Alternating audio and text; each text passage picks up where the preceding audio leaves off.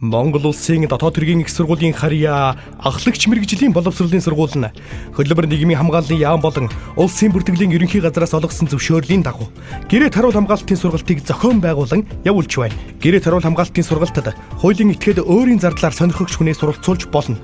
Сургалтад хамрагдах хүн 20 наснд хүрсэн эрүүл мэнд, бие бэлдар, ёс зүйн шаардлага хангасан ял шийтгэлгүй хүнийг эрүүлсэн хүсэлтийн дагуу бүртгэж сургалтад хамруулдаг.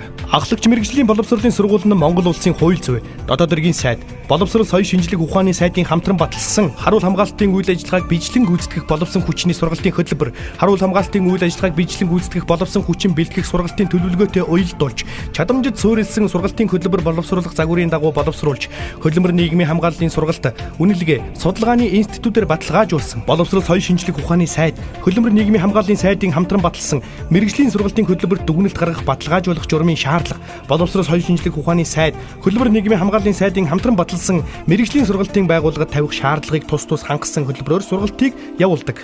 Гэрээт харуул хамгаалтын сургалтыг 7 чадамжийн хүрээнд 1. Хөдөлмөрийн аюулгүй байдал эрүүл ахуйн шаардлагыг хангаж ажиллах. 2.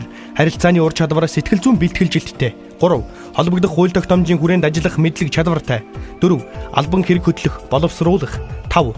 Биеийн хүч, тусгай хэрэгсэл, галт зэвсэг хэрэглэх.